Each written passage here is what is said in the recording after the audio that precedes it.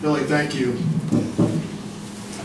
Bill Raftery has had a huge impact on my life and my career and my liver as well.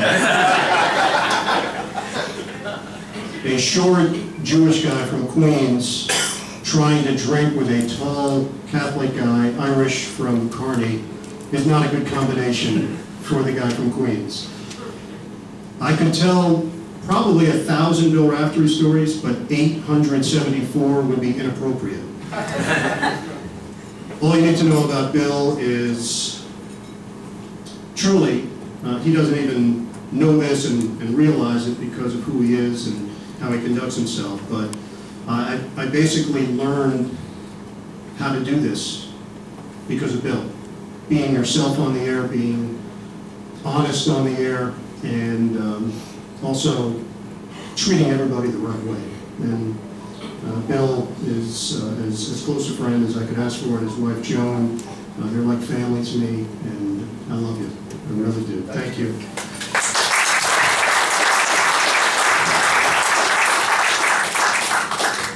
I really want to thank the Hall of Fame committee for overlooking my steroid use and my rampant gambling problem as well. The fact that you were able to see through those foibles and still elect me means a lot to me. I got into this business really for moments like this, to accept awards.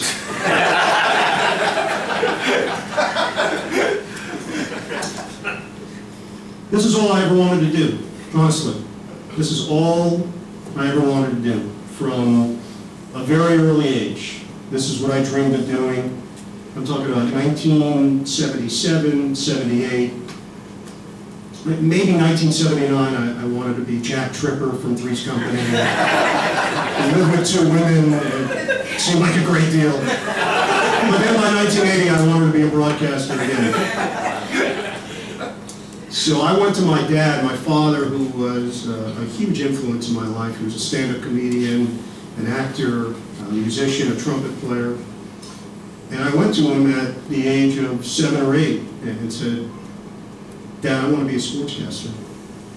And my father, who was such a positive person, said, "Then that's what you'll do." Just like that.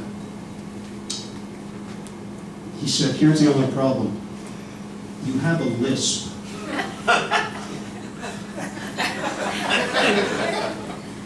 said, "That's stupid. It's silly." He said, "You have a lisp." That's preposterous. So I got rid of the lisp in about 2 weeks. We had me talking to a microphone into a tape recorder, and quickly realized he was right. And it took about 2 weeks, and the lisp is basically gone. It comes out occasionally, oftentimes when it's raining, and I'm in Cleveland for some reason. It's a weird thing. So I decided I want to go to Syracuse University. I have no background in broadcasting. I have some high school friends here. I did nothing in high school. I studied a little bit, but I had no broadcasting background. I would broadcast in my shower, basically. There were excellent acoustics. There's a lot going on in there. And that was it. So I go to Syracuse, and we have a lot of people in this room that can relate to this. I show up to the WAER meeting on the first day. First available day, I see that WAER is holding a meeting, and I said, I'm going to get involved. I'm going to be a part of this. So I show up to the meeting, and it's very intimidating. And this is a station with an incredible history. And I'm blown away by how many people are there. I can't believe that all these people want to be on WAER radio.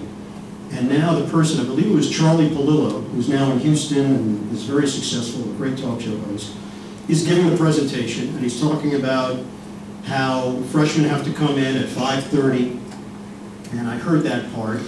He said, you're going to write, you're not going to be on the air, it's going to be a lot of writing, 5:30, I heard that again. And I raised my hand. I said, I'm sorry, is that AM or PM? He looks at me, AM! Oh, that's going to be a problem. Because really, I thought the 5:30 AM would get in the way of all of my other activities, which included going to Bragg's and Harry's and 44's and the other bars that took fake ID. So I was not really on board with the 5:30 AM. And this is the truth, I backed away from it. I said to myself, well, let me see what's going on at the other station. They hand me a piece of paper when I walked in. I said, well, read this. I read it. They said, oh, you're good. We'll put you on the air tomorrow. I said, well, this seems great. I'll do that. Put me right on, no 5:30. So my entire freshman year was on another station. And I get a call my sophomore year, and I think I'm doing pretty well. Sophomore year, I get a call from a guy by the name of Kevin Martinez. His name was really Martinez. I think he was trying to downplay part of that, and I'm not going to argue with him. My name's Ian, so I'm not going to get into a debate about names. But he says, hey, it's Kevin Martinez, and I just want to tell you that I think you have a lot of talent, and I think you should give WAER another shot. I said, well, does that include 5:30 AM? He said, yeah, 5:30. I said, okay. So I do it. Sophomore year, I show up. 5:30 in the morning. Writing casts, not getting on the air, and having someone critique my takes. And slowly but surely, I get on the air at WAER. And I realized that while it wasn't the easier path, it was the right path. And it changed my life, changed my career, changed everything. Changed everything. Anyone that goes to Syracuse, and I have a lot of Syracuse grads in this room, there's a sense of pride. Right? Yeah. One guy is proud. Anyone that goes to Newhouse within Syracuse, there's an additional layer of pride. And then I'll take it one step further. Anyone that has been through the program at WAER, it's another level. There's a wink that we know what it was all about. The competition, the camaraderie, all of it. You didn't want to let your predecessors down.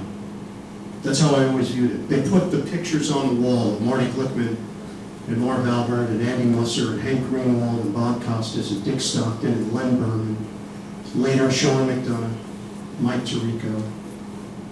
You don't want to let them down. There's a certain level of excellence that was expected. And because of that, you worked even harder than you thought you were capable of working.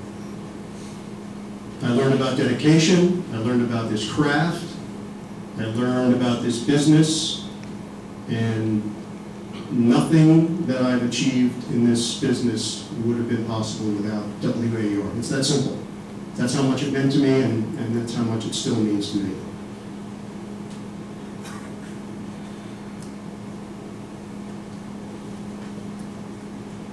I build an appreciation for what this job means. At WAER, we're all in it together.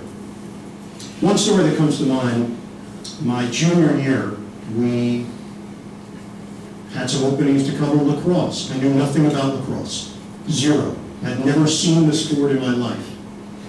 So my first broadcast is my junior year, and at the time when I was there, the Gate brothers, Paul and Gary Gate, they won 3 national championships. Unbelievable players. I didn't even know what I was looking at, but I knew they were good.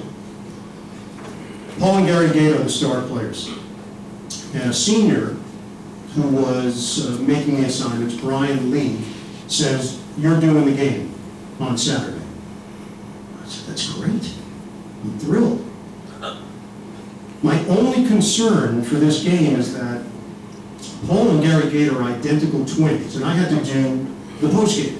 I had to go into the locker room after I called the first half. I would than going to the locker room after the second half. And I said to myself, I don't know the difference between the two. And all my mind is thinking at that point is, I don't want to go up to Gary and call him Paul. That would be really embarrassing. So I asked Brian, I said, well, how do you tell the difference between Paul and Gary? He says, it's easy. He says, Paul has a birthmark on his left butt cheek. Really?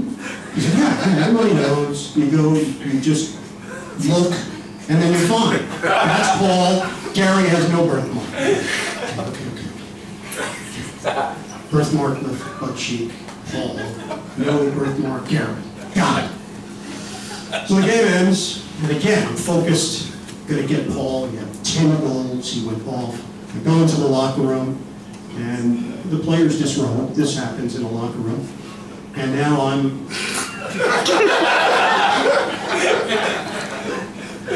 looking.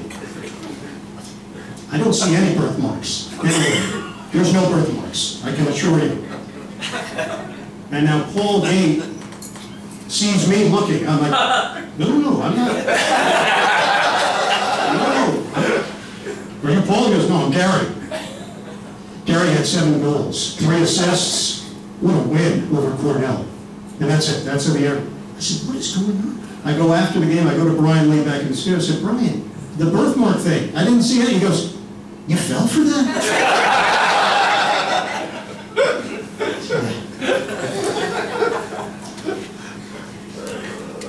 A few people I want to thank.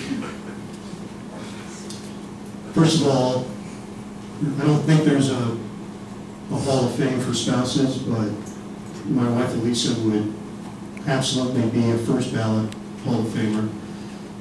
Incredible person.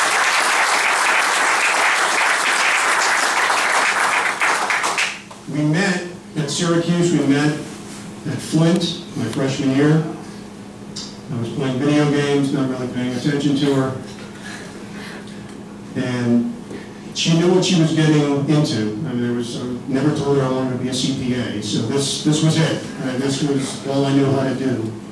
And she has been, by far, the biggest inspiration in my life, and day in and day out allows me to do this and keeps everything on track at home.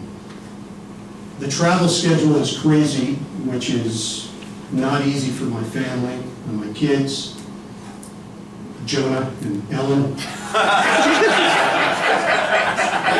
I'm sorry. Noah and Aaron, I told them the travel schedule is very, very good. It's a lot of time away from home. It was really nice to meet you tonight. Lovely young lady.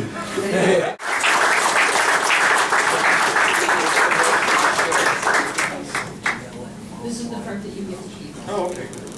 Yeah, then I'll go up on the wall.